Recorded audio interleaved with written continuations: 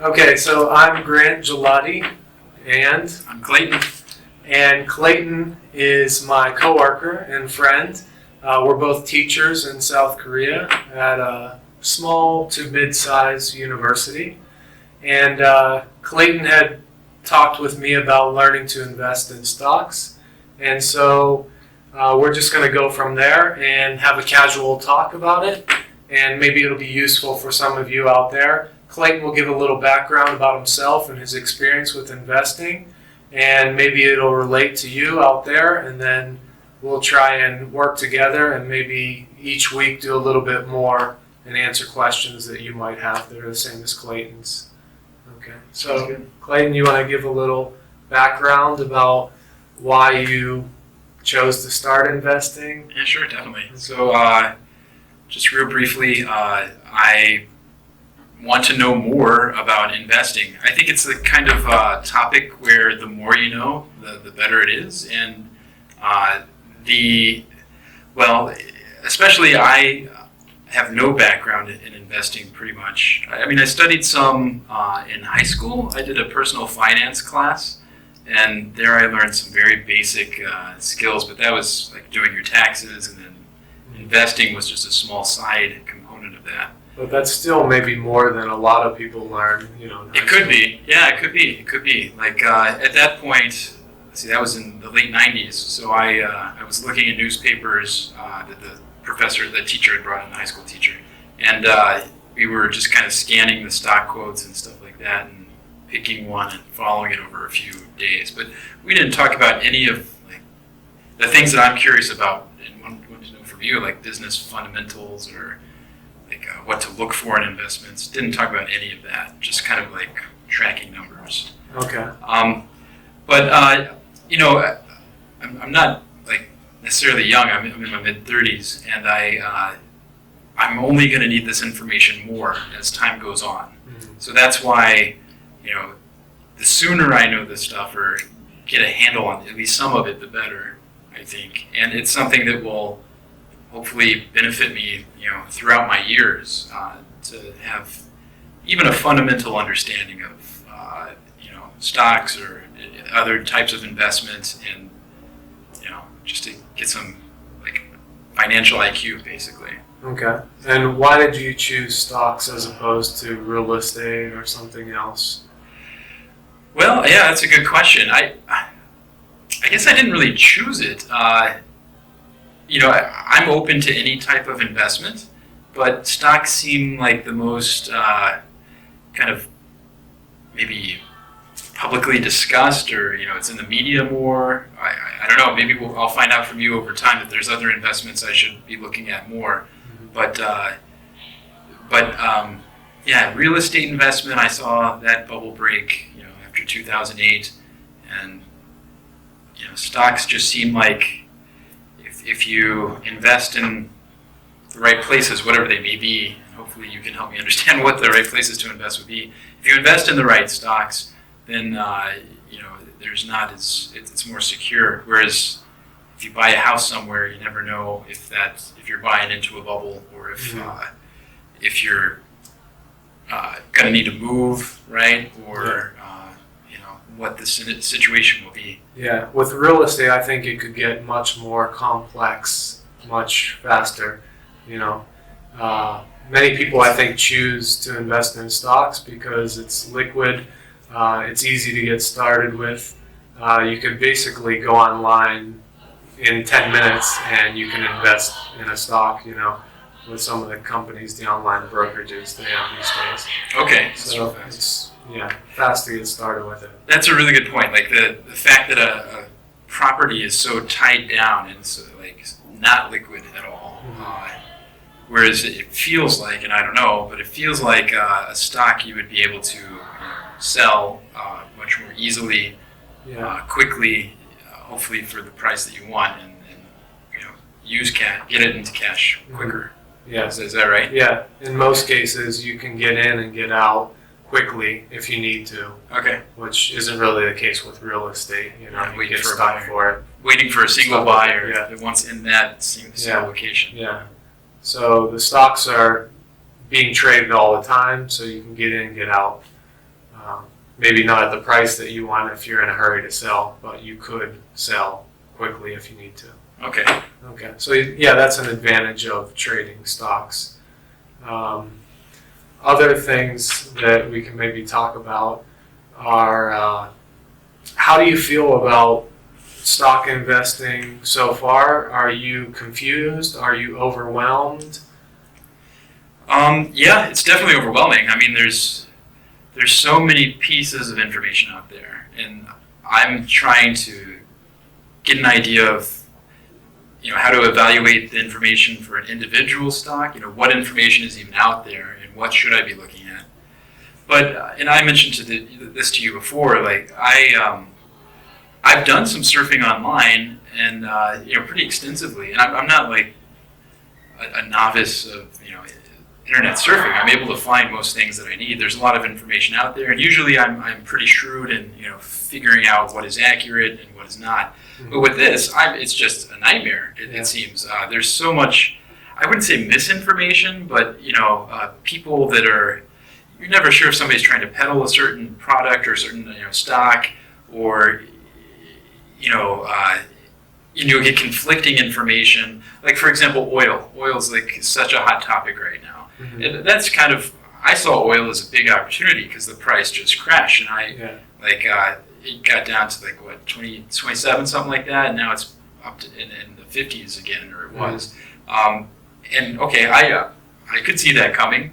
I wasn't able to capitalize on it at all, and I through research I found out that it's because oil is hard to invest into because it's such a large physical product, right? Mm-hmm. But my main point is it's hard to find information. It's hard to know what you can trust.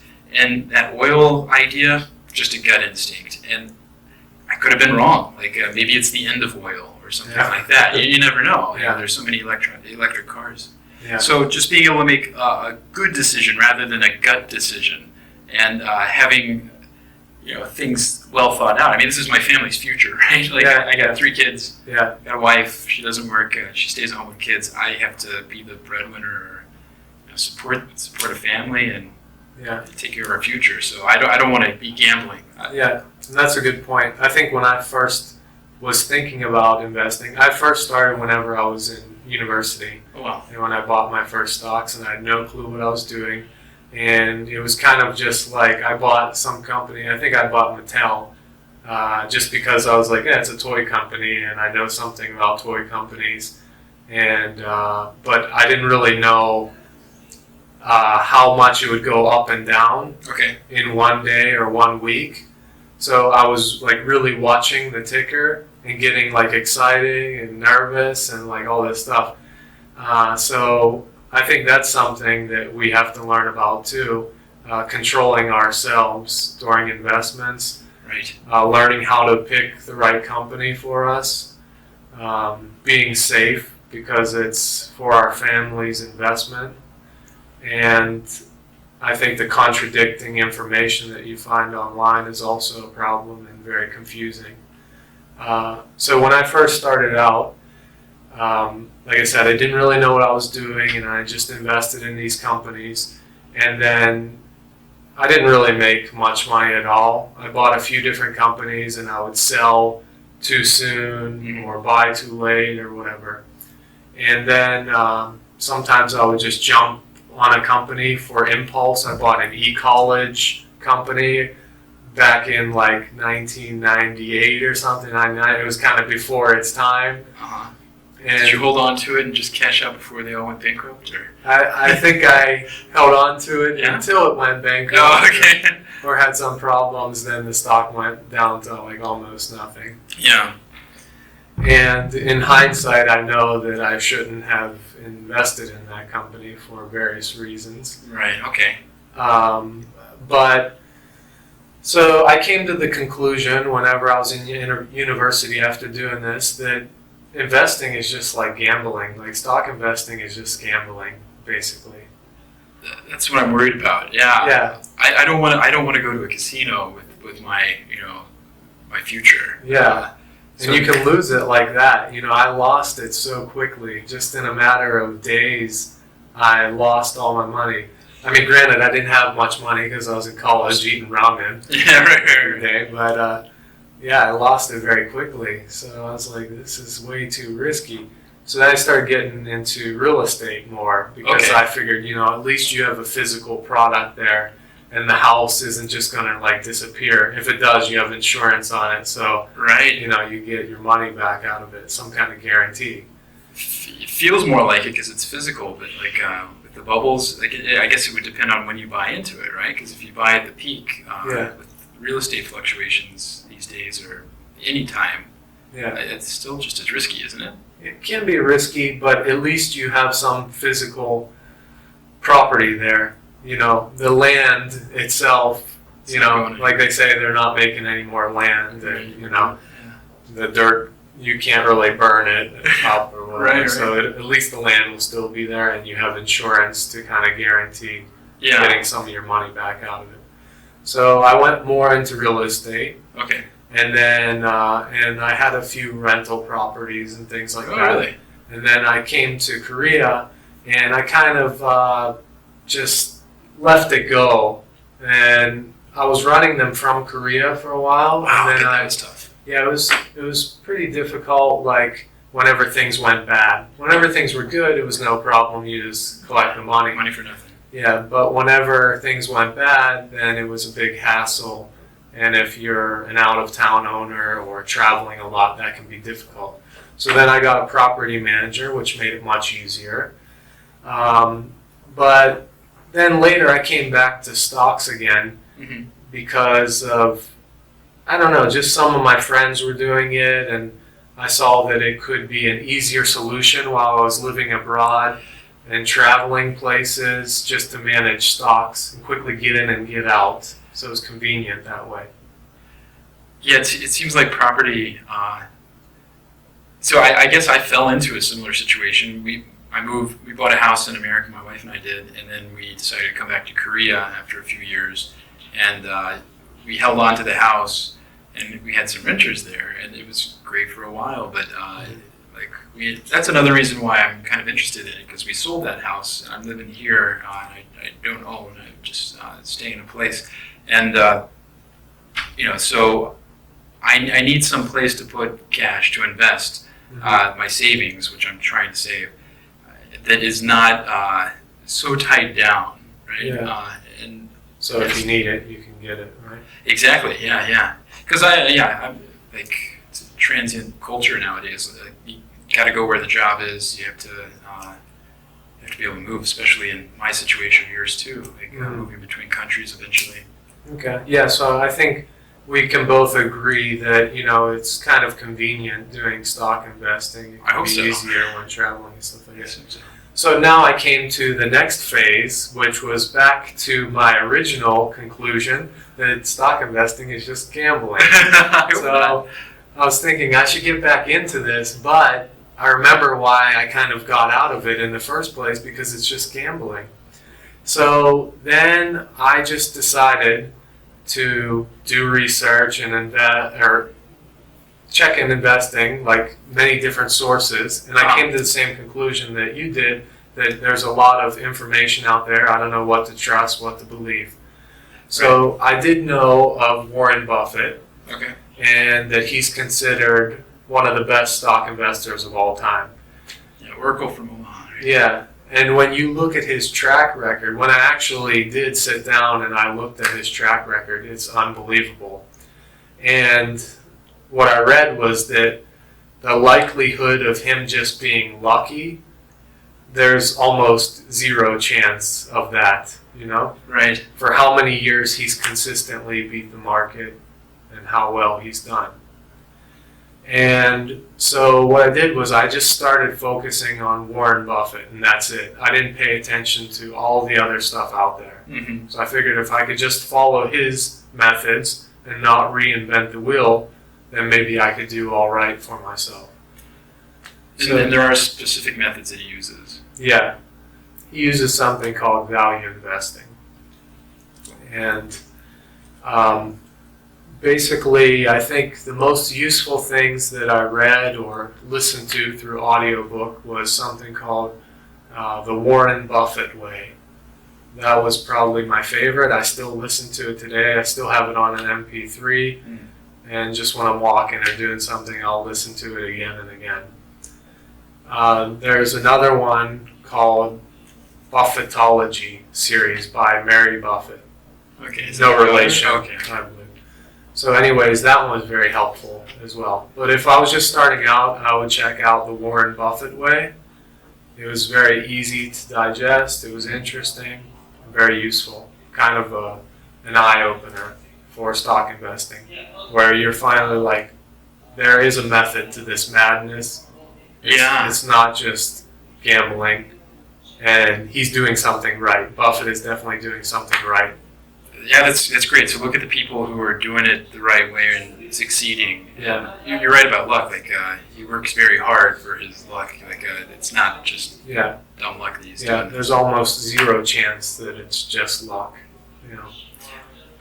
Okay, so are there other financial gurus that you looked at too, besides Buffett, like any other? Like I said, I was just trying not to be confused, Okay. so I was just focusing on Buffett in the beginning, and then it kind of branched out a little bit, but not too much. I still pretty much just focus on Buffett's methods. But then I found out about Benjamin Graham, because Buffett talks all about Benjamin Graham, and that was his mentor. Okay. So Benjamin Graham pretty much is known as the father of value investing, and that's the same method that Buffett uses, value investing. Okay. Value investing is where you're actually looking at the value of a company. You're seeing how much this company is actually worth, and then you're trying to buy at a price that's lower than the value of the company. So when you say value, you don't mean stock price? Not stock price. Okay. Stock price would be different. Uh-huh. Because stock price can just fluctuate according to emotions and things like that. Fear. Yeah. So the value is actually based on earnings, their history of earnings, and some other criteria. And basically, if the company had to liquidate, how much would it be worth today, according to their assets and things like that. So you take kind of their assets against their liabilities, and you can actually get an idea of what the company is actually worth.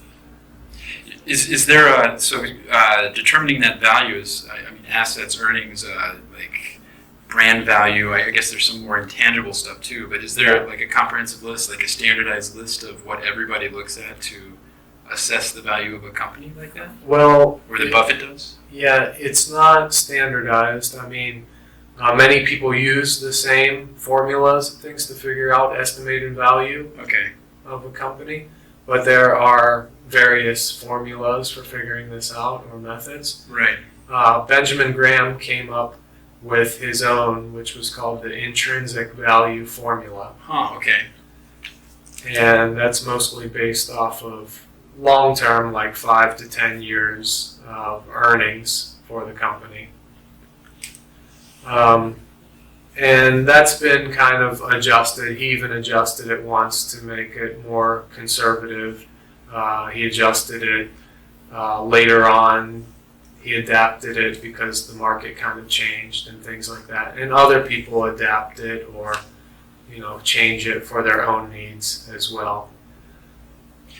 Yeah, that word change, I guess it is kind of a moving target, in general, right? That's one thing that I remember from, comparing the 90s, my high school course where I was just getting some vague notion, and then watching various bubbles, like the tech bubble or the housing bust, and all these various cycles. I've seen that the environment changes slightly, right? So I guess you would have to update a formula, or at least, and interest rates as well, because this could be a part of some of the formulas. Okay. Like the current interest rate or the current guaranteed bond rate and things like that. So this could change the formula as well, because maybe this year earning 2% per year would be the standard, a guaranteed rate of return. But maybe 10 years ago or something, it was way different, So you might have to adjust this to make yourself more conservative, I've noticed that a lot in Korea, just because, after the 98, Asian financial crisis, interest rates were jacked way up. So there was a time where to borrow, I don't know about just putting your money in the bank, but borrowing, it was 20% interest that you would have to pay. Wow. It was ridiculous. Now it's 2, right? Yeah. And so that in Korea has really drastically changed the equation. I guess that's it, that there's an equation with the potential earnings that fluctuates, and maybe risk too, because some periods of time may be inherently less risky. I guess that's possible. Yeah. Okay. Yeah. And depending on which market you invest in can be riskier. Right. Okay. Some markets are new and more volatile, like the Chinese market now. If you compare that to the American stock market, the American stock market is much more established and kind of doesn't move or fluctuate as much, So those are factors as well. Even though this is kind of a moving target, a slightly fluctuating situation, constantly, this intrinsic value formula, is that, you said that he kind of updated it or made it more conservative, but are those kind of not standard, but dependable factors that you can always count on? Not 100% of the time, but it gives you a ballpark idea of what a company is worth. It's at least a starting point. Yeah, Okay. and then with this starting point, with this intrinsic value, if you compare all companies according to this same formula, Criteria. then you can kind of put them in order from the riskiest to, the best stocks to invest in, Gotcha. according to the overpriced or underpriced stocks, And there are going to be stocks that are outside the spectrum because of one reason or another. So those ones you just want to kind of leave them go because you're not really sure. They might not fit into this formula very well. But the other ones that are in this mid-range, that's more accurate or reliable to use the intrinsic value formula. There's always outliers. Yeah. Really quick, the terminology over and underpriced. So a stock price can fluctuate based on emotion or anything, really, right? Yeah. On daily, hourly. But the value, using the intrinsic value formula or the Buffett formula too, that is a little bit more stable. Is that right? There's these two prices, and so you're saying if something is overpriced, I'm just guessing here, that means that the stock price is higher than it actually should be. According to your estimated value. It's hard to justify that high of a price. Yeah. And actually, this is bringing back memories because I remember. My parents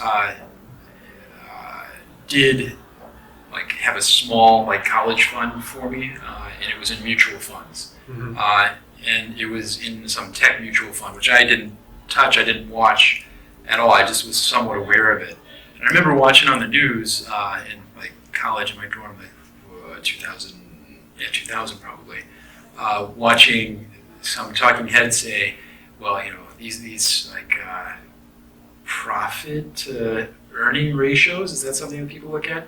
Yeah. That the ratio is way off, that it's the stock price is way too high compared to what these companies are earning or are doing right now, and they were warning of a bubble burst, just no one was listeing. Yeah, this is another measurement, P ratio, P price ratio. earnings Okay, ratio. Yeah. Okay. So it's just another kind of ratio that you can use to compare two companies to see how overvalued or undervalued it is. So yeah, that's price, the stock price, and then the earnings. So okay. yeah, you would divide them one by Obviously, the other. okay. Yeah. I thought equity, but okay. I was just guessing what the even. Yeah, so you can see that if it's 17, for example, you know that this company has a price that's 17 times the earnings. Oh, you okay. Or if a company had one, a ratio of one, Mhm. that would mean that its price is the same as its earnings, which would be an amazing deal. Okay. Yeah. Okay? Invest right away. If it's 200 times the earnings, then, this one is way overpriced, probably. Gotcha. Okay. That's So this is just another measurement you can use, and there are many little measurements or ratios like this. okay. But don't get too focused in knowing every single one. Okay. Some are more valuable to use than others. And the other thing is that you can't just focus on using one or put too much weight in using one measurement. Okay. You should just kind of get a general picture of the most important measurements. This is like completely new to me. I had seen the P/E before, but didn't really know what it meant, right? So that's one variable. How many variables are there that are like generally considered? I don't even know. Oh, really? I mean, but would you say 5, 50, 500? Like, I don't know exactly how many there are, okay. but What about we'll the- just say there are a lot. Okay. But I would say that whenever you read The Warren Buffett Way or Buffettology, Okay. or if you read Benjamin Graham's book, The Intelligent Investor, that's another one, but that one's a little more difficult, Okay. so I wouldn't start with that one. Then they are broken down. They break down these measurements or variables Mhm. in the material, Okay. and they kind of give you an idea of the most important ones to look for. Okay. Okay, so you might get maybe 10 Okay. 10 or less that are the most important ones to look at. And really, you don't have to be concerned with the other ones Okay. that much. So to kind of simplify things for you. That was another thing about the online searching. It seems like there's always a new tidbit of information that is something new to consider, and it just seemed like a lot of clutter, kind of confusing. Yeah. Like, and it might be a variable for one company, but there's no like real way to compare it to another company in some instances. Mhm. So yeah, having comparable variables. Yeah. So like a 5 or 10. Yeah, something in like this that. book. Okay. Yeah, yeah, and I really recommend that you check those books out, and especially The Warren Buffett Way, just to kind of totally like change your mind about investing and how it can be safe and I effective. think I have a lot of homework to do before we meet again. Yeah. And overall, whenever I looked at the S&P 500 or the U.S. stock market, Mhm. and mostly I'll focus on talking about the U.S. stock market because that's all I really That's right. know of Okay. that I've done. If you look at the history of it, you can see over the long term that the U.S. stock market has basically gone up over many decades. I mean, Yeah. there are ups and downs, and you'll have crashes, but so far it's always picked back up, and it's always been higher and higher and higher, decade after decade, eventually. So that makes you feel safer Right. about it. It's not 100% guaranteed, but that makes you feel safer about investing in stocks. At least it did for me. I guess like even so, I studied international relations, right? And being in Asia, I looked at Japan some, and they call it the lost decade there, right? So that the Japan, everybody was afraid of Japan in the 80s and early 90s, and then they've kind of just stayed stuck economically speaking for 10, 15 years. But yet now again, like stock prices start to rise. So even in a country that has like a diminishing population, like over time, and I don't know about inflation or anything like that, that might be a factor that would kind of mitigate the growth, right? That go against this trend. But it seems like it's going up still, right? Like Yeah. you might have to wait 10 years before you get your money out of Japan, but eventually it will go up. Mm-hmm. So Yeah. it seems like it's a universal thing that Well, I don't know. I haven't really evaluated other countries' Okay. stock markets. But in the US? But in the U.S., I mean, I suggest you look at that. Look at a graph Right. of the history of the U.S. stock market Okay. and see how the price has gone up, overall. As easy as a Wikipedia search. Yeah. Okay. So check that out. It might make you feel more comfortable about investing in stocks. And don't get caught up in this market hype and media hype where it's like the end of times here and the stock market's going to crash tomorrow and like all this stuff, because it's really easy to get caught up in that stuff. Yeah, I feel that. And you should try to have a bigger picture. Just step back and look at the big picture. Whether you're looking at one individual stock or whether you're looking at an index or the whole market in general, step back, look at 2 years, 5 years, 10 years. This will really help you get a better picture and perspective of it instead of looking at day to day and week to week and even month to month. It's Because really it just stressful. fluctuates so much, So, When you were in college and looking at it every day, Yeah. you maybe that's a natural. You talk about impulsive buying, right? Maybe humans are kind of impulsive beings at times anyway, right? We maybe it's just human behavior to be wanting to look at that ticker Yeah. and see. yeah, See and I the current remember I score. bought, like I said, Mattel, and I think I bought it maybe around $13. I don't remember exactly, but let's say $13. And I was watching it, it went up $13.10, and I'm like calculating how much I would make and like what the commission is for the trading fees and stuff. And then a second later it changes, to $12.99, Oh, life is over. Yeah. Yeah. So, but if I had looked at the stock for a year or 2 years or more, then I would have seen, the 52-week high and the 52-week low and what the range is, how it was moving over those 2 years. And it would give me a much better picture of what I could expect the stock to do. And I could say, well, the 52-week high is around 1450, and then the 52-week low is around 12. So it would help me to better gauge, what I could expect to make or lose on this stock, I've heard that term before too. The 52-week high and low. Is that one of the factors that are usually? Yeah, looked I would at? definitely look at that whenever you're pricing a stock. Okay. Seeing if it's overpriced or underpriced. Yeah, and I mean that'll just give you a good idea. If the 52-week low is $100 and the high is $200, then obviously you want to try and buy it as close as you can to the $100 Gotcha. rather than the $200. If you're buying according to value investing, which is the main method that I use, and I use it because it works, and so many value investors have been successful with it, and Warren Buffett used it, Benjamin Graham used it, so that's what I stick with. Yeah, it sounds like a safe bet. Yeah, and it's based on fact as much as possible. That's good. I think that's a big difference from some of the stuff I've seen online.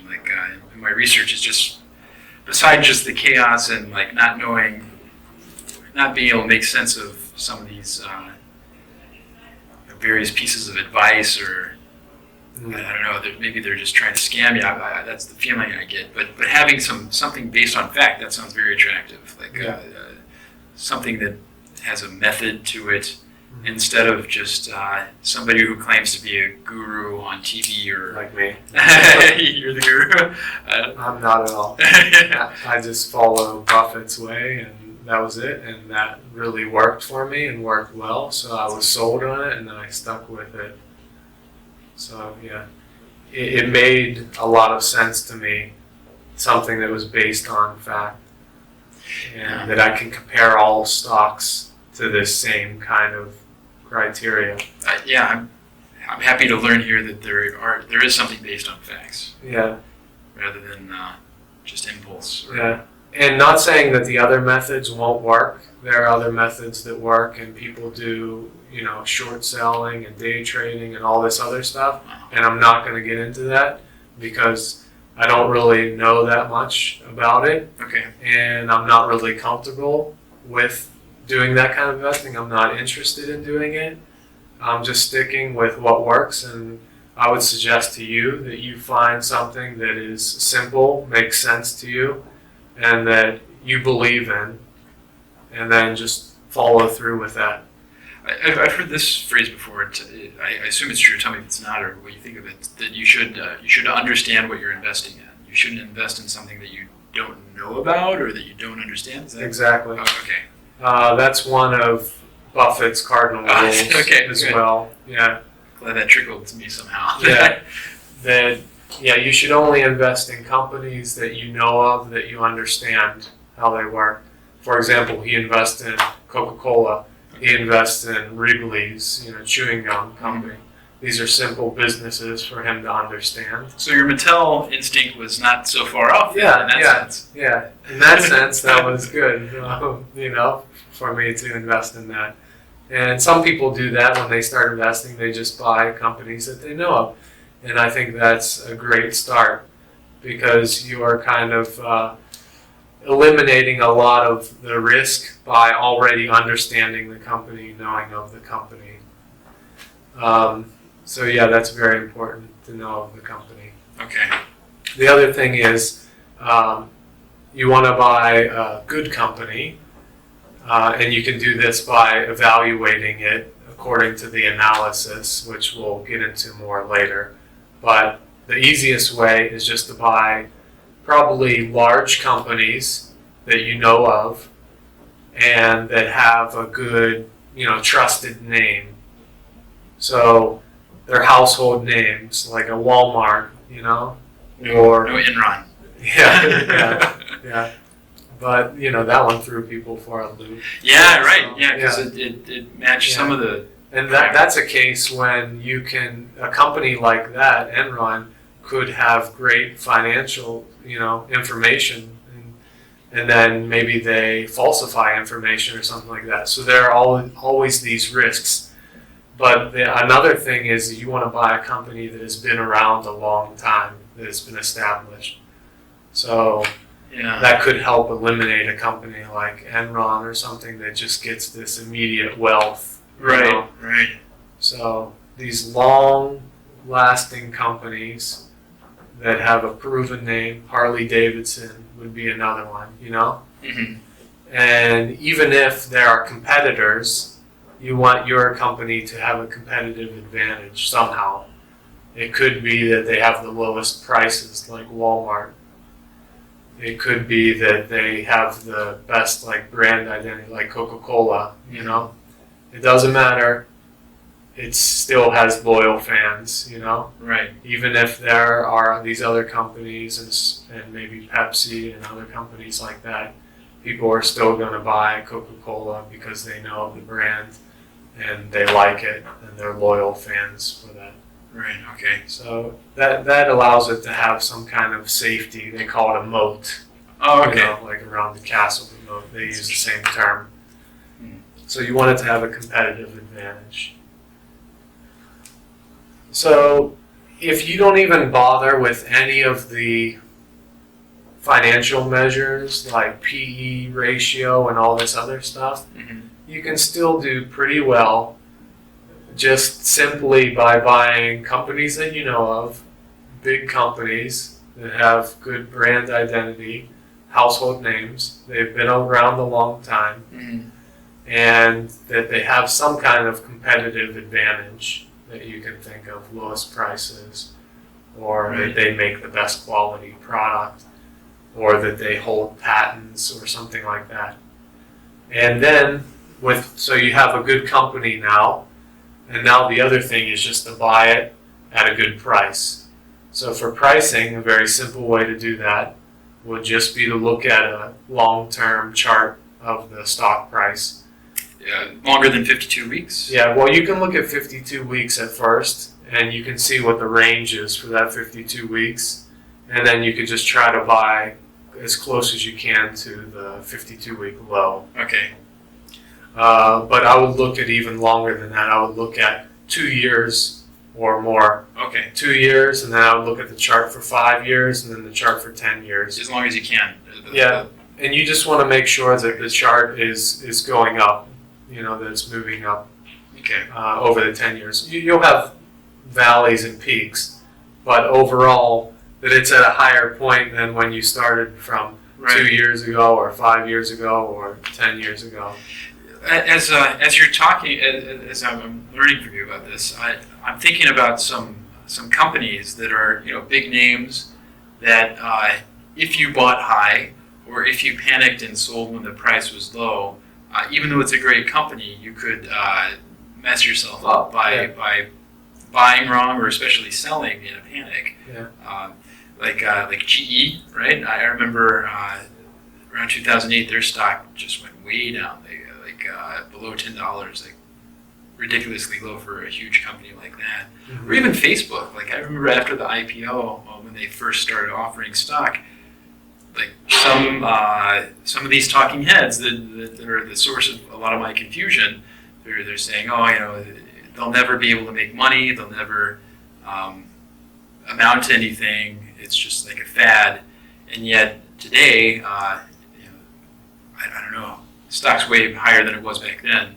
So, maybe Zuckerberg's last man laughing right now. Yeah, and that's another good point that nobody knows. Nobody knows. Buffett will come out and say he doesn't know.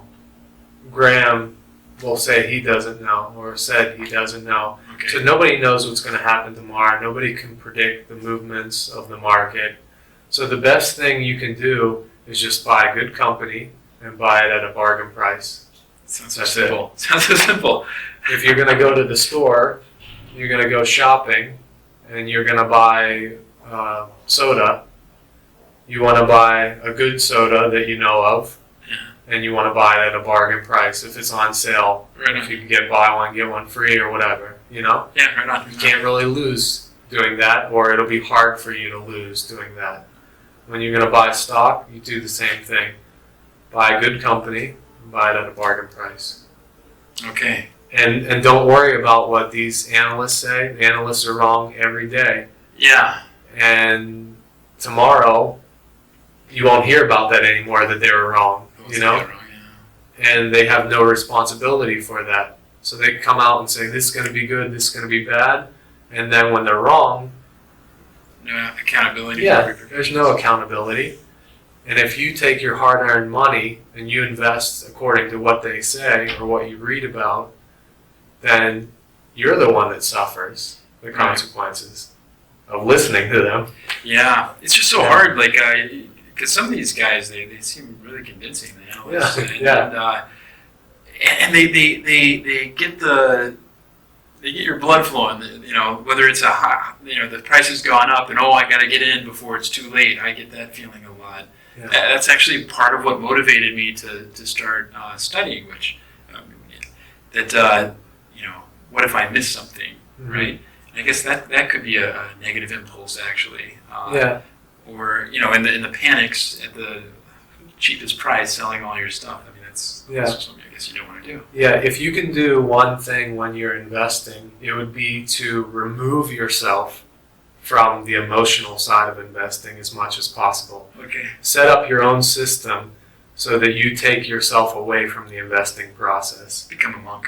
Yeah, yeah.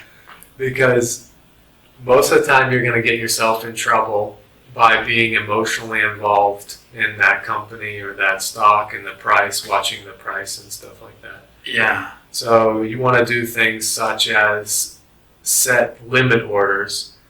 Okay.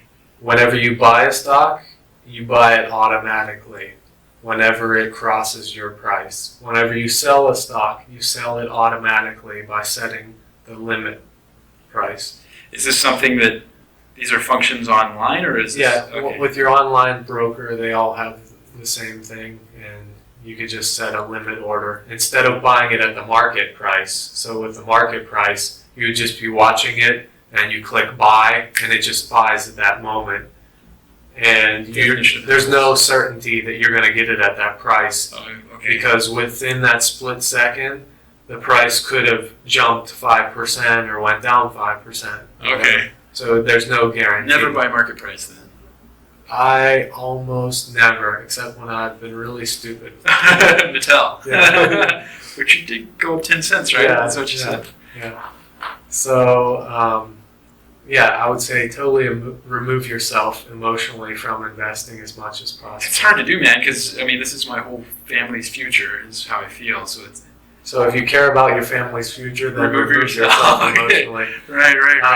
I say, I had a pastor in university who used to always say, make a decision before you need to make a decision. He wasn't talking about stock investing, but it applies to this as well, because you should figure out what company you want to buy at first, what price you want to buy it at, figure that all out in the beginning. So you already have this set. Set the limit order to buy it automatically.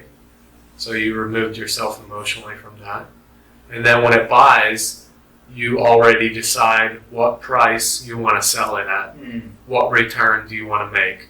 So you can say, well, a 5% return would be good for me. And I think I could realistically make a 5% return with this stock. Because I looked at the chart and what the price has done, within 1 month or 2 months, depending on how much time you want to sell it. You might say within 1 year, it typically goes up 5%.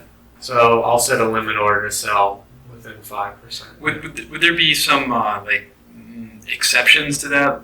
For example, if you realize, I don't know, I guess that's kind of buying into the emotional part of it, but maybe tapping out somehow, like you realize you miscalculated something, and so you decide to sell, even though.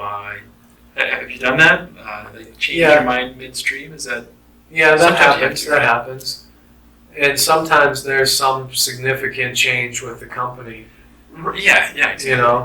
But most of the time it's not true. Most of the time, if you sleep on it for a night and come back to it, then you'll figure out that it was just an impulse or just an emotion. Okay.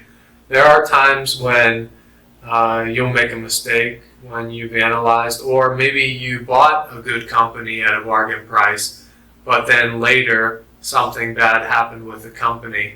And in that case, if it's been a few months and it looks like the company has really gone downhill, and you learn why the company went downhill, and you figure out that it's really a significant problem.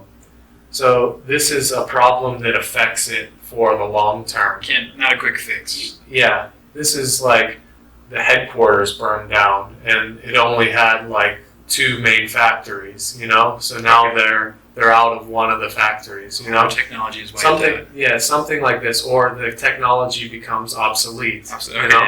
Something like this, where this is permanently going to affect this company for the long term. That's a situation where you have to think about, maybe I'll reanalyze it, and then maybe I should get out of this company, and maybe you have to take a loss. So even though you're emotionally removed and become tuck yourself away as a monk or whatever to try not to be managing things too micromanaging. Yeah.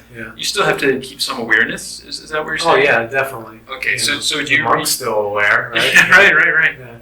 Yeah. So you have the best of both worlds, because you're removing yourself emotionally so you don't make mistakes, but you are still there evaluating your investments every once in a while, and you can see whether something is happening or not. I mean, you don't have to analyze them every day. It could be like maybe once every month or 2 months or something. You just take another look at your investments and see what's happening with them. Going on with that, because you mentioned you don't want to be a day trader. Well, you don't feel comfortable with it. I don't feel comfortable with that, because I feel like that's going right back into just gambling and luck and speculation and emotion and everything that I feel is not something that you can rely on. Yeah. And I don't want to put my family's money into that situation. Right. So how often do you? I guess you're constantly like absorbing news, or even actively pursuing some information on the company, reading the quarterly reports or something like that. Yeah, maybe. yeah. But how often would you make a purchase? I guess it depends on the stock price in that case. But what I'm trying to say is how often. You said like once a month or twice a month. Is there like some regular pattern for when you are actively trading, or? No, just whenever opportunities arise. Oh, so you're kind of like just observing and finding it on the cheap, basically. Like. Yeah, I mean, what you can do is, and we'll get into this more later, but you can kind of keep an eye on the market in general. Okay. And see if the market is high. Like, just look at the S&P 500. It seems high lately, right? Yeah, you can just look up a chart. Like, same Oh, I thing see. as you look up a chart for an individual stock. You could just type in like SPY, for example. This is like gives you an overlook of the S&P 500. It's kind of a ticker symbol for the S&P 500. SPY. So that's an easy one to remember. Yeah. SPY, yeah, SPY. So if you look at SPY, type it in Yahoo charts, you can see over like 1 year Mm-hmm.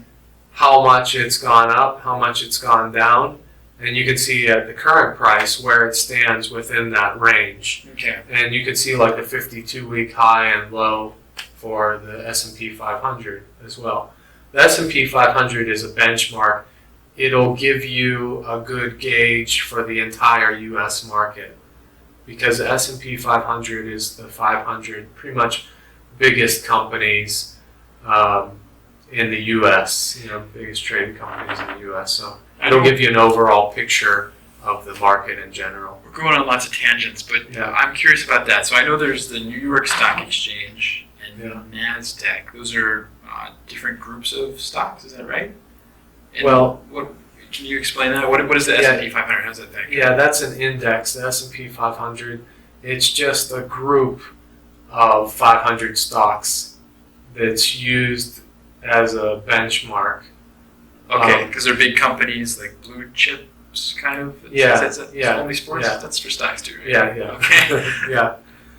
And then you can have the Dow 30 is another Yeah, group. never heard of The that. NASDAQ 100, like kind of think I tech heard of that. stocks. Okay.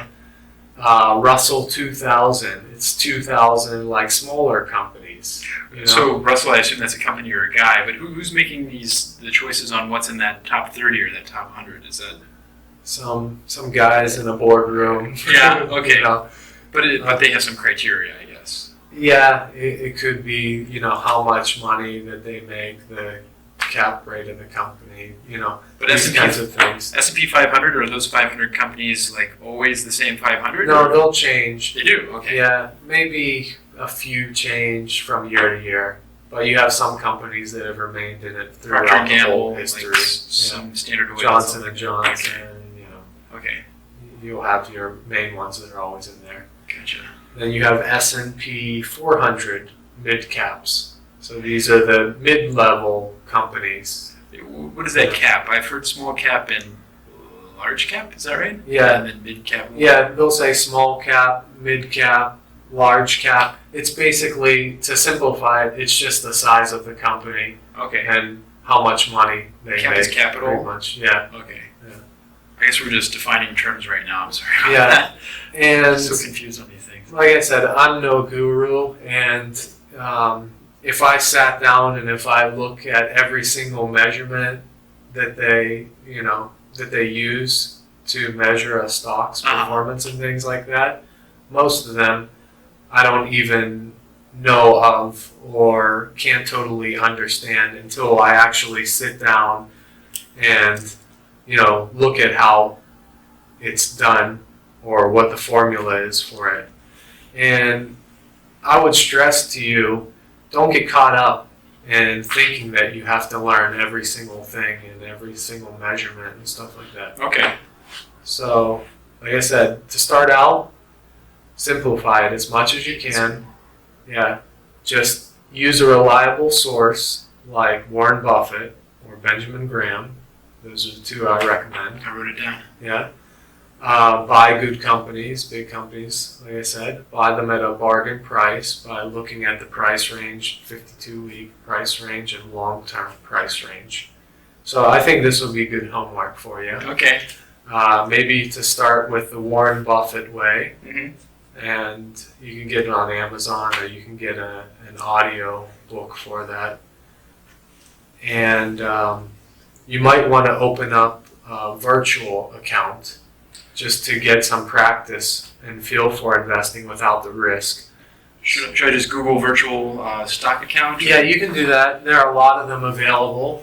One that I tell a lot of my customers about is WallStreetSurvivor.com. Okay. It's all just together, WallStreetSurvivor.com. I have no affiliation with it.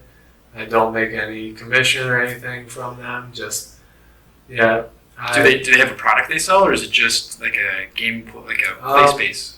They do some kind of education on there, Okay. and maybe they end up try to sell you some products later or something. Okay. Yeah, I'm not exactly sure, but a lot of my customers have used it and they liked it and they found it to be useful. And I've set up an account in there, and it's pretty much the same as a regular account. Okay. And you'll get a feel for how much a stock goes up and down. You'll get a feel for setting orders to buy and sell. That sounds great. So this is similar to a broker company, like Same thing, yeah. like Just without the risk. Okay. Nice. They give you, like some of the virtual accounts, they'll give you $10,000 in play money. I need more. Some of them give you $100,000. Guess it doesn't matter, right? Some of them have competitions where you can invest against your friends. That's cool. To see who does the best and whatever. Group learning. But I would kind of just encourage you to stick with the system. If you're going to do what I'm talking about, you stick with the value investing system and just buying the good companies at a bargain price. And don't get caught up in just trying to make as much money as you can quickly by day trading. Right. Because what's that going to teach you in the end? That's just going to be off speculation and luck, kind of. Would you recommend, even for the Wall Street Survivor, or these like play spaces to practice investing? Would you recommend that we follow that from the get-go, the intrinsic value formula? No, because that's going to be complicated. Okay, it takes Yeah. Okay. So right now, like the homework for you Uh-huh. would be as simple as possible. Think of the products that you use. Okay. Think of the companies you know of. Like my toothpaste, my shoes, my clothes, my Yeah. car. Companies that have been around a long time, that are big. Uh-huh. Ask yourself if you would hold this company for 10 years. 10 years, okay. Buffett always said this. So let's say, like, by chance, you buy a company and the market crashes tomorrow, Right. and the market closes for 10 years, and then it'll open up again after 10 years. Would you be willing to hold this same company for 10 years? You know?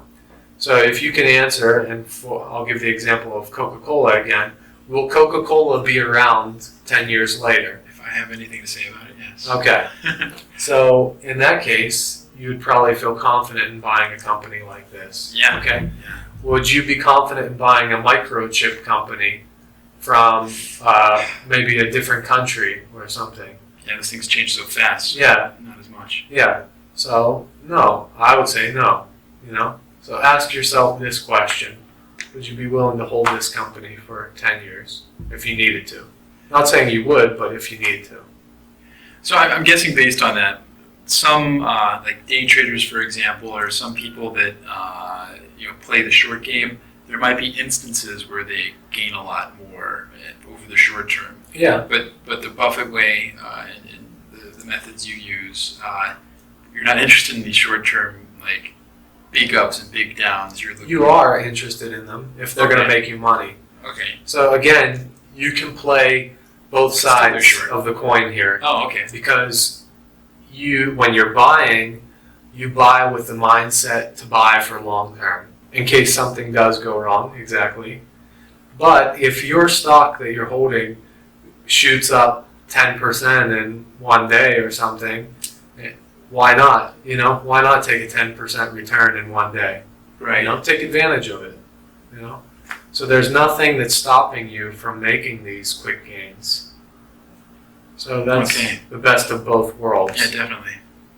Okay, well that sounds good. But if the stock falls 20% in one day, you're still confident in knowing that you bought a good company in the first place and you bought it at a good price. So in that case, you could sleep fairly comfortably knowing that the stock is going to come back up, eventually. You just have to wait, but it's going to come back up. Okay. So I have homework, but can you give me a general time frame of like when you think I will be, wise enough to start in like actual investing? I don't feel prepared for that at all right now. Yeah. What's your guesstimate on? It depends on like if you read the Warren Buffett way, and then if you read or listen to the Buffettology series, I would say that along with practicing what you learn through this virtual account, you could be trading, you could feel confident enough to trade within maybe 2 months for real, but I wouldn't push it until you're totally confident in trading with your real money. Right. You risk losing it. Yeah, you risk buying at too high of a price and then being stuck. Yeah. And there are always opportunities tomorrow. So never feel like you're going to miss out on something. That's the drive, yeah. Yeah. Even if the market seems like it's gone really high, don't ever feel like, I missed out, I missed out back in like 2009 or whatever, like when I could have bought all these companies, Right. Because there are always individual companies that they have a temporary problem or they miss an earnings report. Each quarter they report their earnings. And if they miss, if it's below what the analysts say, the company, and I've had this happen to me, the company could fall like 30% in one day just because of that. Because people get emotional and they just sell it. Right. And that's when you're like, I'm going to pick that up, So opportunities like this are available all the time with individual stocks. Okay, yeah, that's very reassuring. Yeah. So don't ever feel like you're going to miss out, or don't ever try to justify raising your price. If you've made a decision to make a decision on a price, don't ever convince yourself that you should price it higher because you're watching the ticker and you're like, I'm going to miss out on buying this. Okay, take the 10%. Chances are that stock's going to go even lower, Yeah. and then you're going to be kicking yourself. Okay, okay. So. Well, that's good, yeah. I feel like I can relax a little bit and methodically go through this and have a fact-based approach. That's really attractive. Yeah. When you do start in 2 months, this might be like more of a personal finance question. My brother did the Dave Ramsey course. Oh yeah. So he's always talking about having a safety net, or I don't even know what he calls it, but there's like steps like first pay off credit card debt, pay down debt, have a nest egg, like emergency fund, maybe that's it. Yeah. I mean, it's all about money, but are these two, what we're going to study together, learn what you're going to help me learn, and this stuff, is it directly connected? Or is it seems like stocks might be like one facet of personal finance, but more growing wealth, whereas the Ramsey stuff is more like, how do you, I don't know, be secure or... Yeah, well, I would say they're both related. Okay. Because you're mitigating risk in both of them. Okay. And they use the same kind of principles in a lot of ways. You want to protect yourself, You don't want to have a high interest that's eating away at your money, whereas you don't want to hold a losing stock that had a big problem, a permanent problem. You don't want to hang on to a company like that, Okay. So there are similarities there. Here's a question: what if I had debt right now? Would I have any business being a stock investor? Well, it depends what kind of debt kind of you debt? had. I Okay. mean, if you had credit card debt where you're paying like 15% interest, what sense does it make in buying a stock that's going to give you 5% interest dividend? Right. You're much better paying off that 15% interest, you know, Maybe that's what Cre- he's more focused on. credit card, you know? But mortgage, like a house mortgage, a lot of people have a mortgage on their home. Like my parents, they still have a mortgage even though they're retirement age. Yeah. But they have always invested and they're Yeah. doing their IRA. And, Yeah. oh, so that would be an example because every year, this is another reason I wanted to start a Roth IRA. Yeah. And so there's a time limit where you have to get it in by the tax due date. Yeah, yeah. Each year you contribute something around 6,500, or it goes up a little each year. Yeah, in your account. And so that's another reason because after I put it in there, I started an account, but now I don't know what to do with it. Yeah. And so that's something I hope to learn. Yeah, but don't rush with just throwing it into something, because that's a problem as well. People get started and then they're like, I just have to do something because I'm losing time and I'm losing money doing, you know. But don't get into that mindset, because holding money as cash is also an investment. Good point. You know? Good point. So you could buy the wrong company and lose, which would be much worse than holding it as cash. You know? And also, it's good to have money as cash available for whenever that great company comes along that had a temporary mishap, Right. and then you can buy it at a great price, you know? So Okay. it's good just remaining calm and keeping your money in cash until you're really ready and you're 100% sure that you want to invest in Right. this company. I've been so focused on paying down debt and getting to the point where I feel like I'm ready to invest. Mhm. But now I don't have any knowledge, and I need to grab that knowledge. Yeah. Yeah. Thanks for Yeah. supporting me with this. Definitely. Yeah. Yeah. So if you want to weigh out your debt and you want to see, like I said, if you're paying 15% interest, then it's better to pay off the debt probably than to invest and make 5% with stocks or something. Right. However, if you have a mortgage, a 30-year fixed rate mortgage at 4% or something, then just leave that debt go, and you might want to just pay, you know, the minimum or monthly payments, whatever you're paying, maybe like your parents did or whatever, and they still have money where they're investing, because they might make 10% with their stock investments or something. Mhm. So you just have to weigh out which one you can make more money with Right. to evaluate. Each case is unique. Okay. Yeah. Okay. Really helpful, man. Yeah. So you have your assignment, Homework, right? yeah. And we'll kind of, maybe you could just jot down questions, things like that, and then we'll touch base next time and go over those things. Sounds good. Even if you're not able to finish the Warren Buffett way or totally get invested in some companies with the WallStreetSurvivor, just any questions you have along the way with the progress you're making, That's a good point. then we can share them together and try to help each other. That sounds good. Yeah. Because we're all learning in this process. Yeah, I think you're helping me. I don't feel like I'm helping you much. no, it definitely helps me learn. Yeah. Yeah, I guess you're always learning, right? Yeah. Okay. Okay. That sounds good. So we're good. We're good. Yeah. I have a lot of homework. So thanks, Clayton, Yeah. for joining, Thank you, Grant. and we'll see you next time. Sounds good, man. And see you next time.